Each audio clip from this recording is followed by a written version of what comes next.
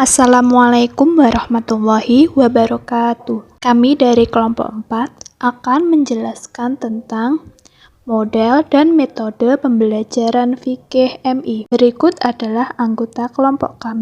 1. Julia Dewi Setianingrum. 2. Dinda Dewi Pitarani. 3. Riani Veraningrum. 4. Alma Nurun Hidayah. 5. Zulfa Alin Rarasat. Kita akan membahas materi tentang pengertian model dan metode pembelajaran fikih di MI. Yang pertama adalah model pembelajaran. Model sendiri diartikan sebagai kerangka konseptual yang digunakan sebagai pedoman dalam melakukan suatu kegiatan. Model pembelajaran adalah suatu perencanaan atau suatu pola yang digunakan sebagai pedoman dalam merencanakan pembelajaran di kelas atau pembelajaran dalam tutorial dan untuk menentukan perangkat-perangkat pembelajaran. Untuk menciptakan pembelajaran yang aktif, inovatif, kreatif, afektif, dan menyenangkan perlu melakukan model-model pembelajaran yang menyenangkan agar peserta didik tidak pernah merasa bosan. Yang kedua, tentang metode pembelajaran. Metode mengajar adalah cara atau langkah-langkah sistematik yang ditempuh oleh seorang guru dalam menyampaikan materi pelajaran kepada peserta didik. Menggunakan metode dimasukkan agar pembelajaran dapat berjalan efektif, memberikan perubahan kepada peserta didik. Metode pembelajaran adalah cara yang digunakan guru untuk menyampaikan pelajaran kepada siswa dalam hubungan dengan siswa pada saat berlangsungnya suatu pembelajaran. Fikih yakni al-fiqhu artinya faham atau tahu. Menurut istilah, fikih adalah ilmu yang menerangkan hukum-hukum syariat Islam yang diambil dari dalil-dalil yang terperinci. Fikih ialah ilmu pengetahuan yang membicarakan atau membahas atau memuat hukum-hukum Islam yang bersumber pada Al-Quran, As-Sunnah, dan dalil-dalil syar'i yang lain. Jadi dapat kita ambil kesimpulan, metode pembelajaran fikih adalah suatu cara yang digunakan oleh seorang guru dalam menyampaikan materi atau yang berkenaan dengan pembelajaran fikih Islam kepada murid atau peserta didik dengan menggunakan berbagai cara sehingga tujuan dari sebuah pendidikan dapat tercapai secara efektif dan efisien. Selanjutnya, saya akan menjelaskan macam-macam model dan metode pembelajaran fikih di MI. Yang pertama yakni model pembelajaran. Untuk menciptakan pembelajaran yang aktif, inovatif, kreatif, dan menyenangkan diperlukan beberapa model pembelajaran. Di antaranya, yang pertama, model pembelajaran kontekstual, yakni konsep pembelajaran yang mendorong guru untuk menghubungkan antara materi yang diajarkan dan situasi dunia nyata siswa. Yang pembelajaran ini berfokus pada penggunaan kelompok kecil siswa untuk bekerja sama dalam memaksimalkan kondisi belajar untuk mencapai tujuan.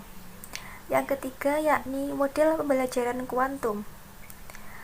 Pembelajaran ini bertujuan untuk mempermudah dan mengingat pelajaran melalui konsep tandur, tumbuhkan, alami, namai, demonstrasikan, ulangi, dan rayakan.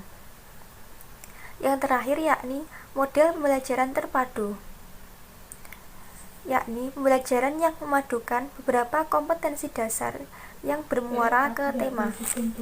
Yang kedua yakni metode pembelajaran.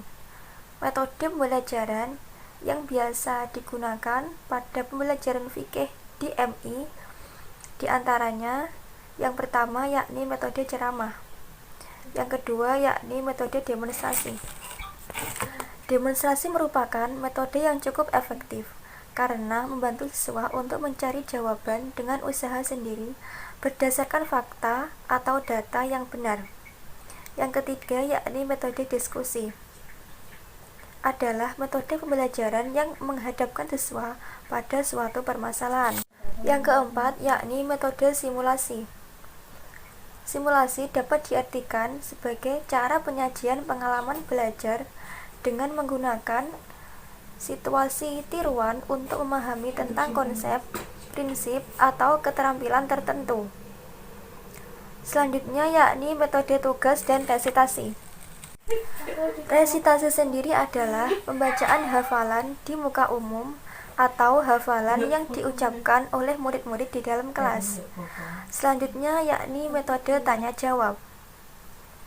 Metode ini memungkinkan terjadinya komunikasi langsung yang bersifat two-way traffic. Selanjutnya yakni metode kerja kelompok. Selanjutnya yakni metode problem solving. Metode ini berpusat pada pemecahan suatu masalah oleh siswa melalui kerja kelompok.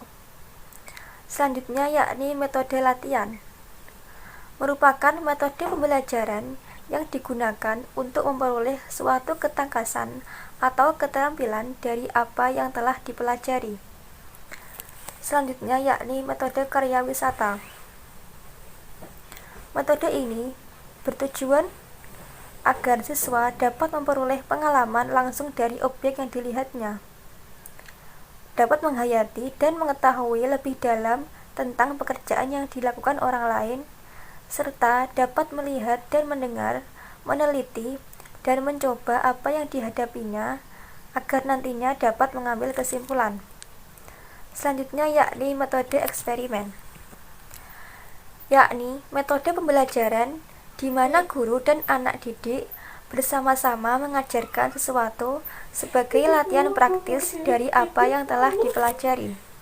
Saya akan menjelaskan tentang model pembelajaran fikih di SDMI. Ada 7 langkah. Yang pertama, menentukan tujuan pembelajaran umum, yaitu tujuan yang ingin dicapai dalam mengajarkan masing-masing pokok halaman.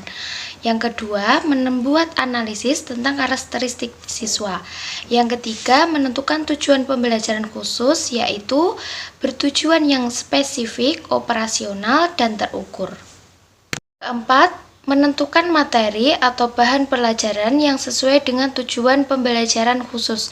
Yang kelima, menentukan strategi belajar mengajar dan sumber belajar yang sesuai kriteria umum untuk pemilihan strategi pembelajaran yang sesuai dengan tujuan pembelajaran khusus. Yang keenam, koordinasi sarana penunjang yang diperlukan meliputi biaya fasilitas, peralatan, waktu, dan tenaga.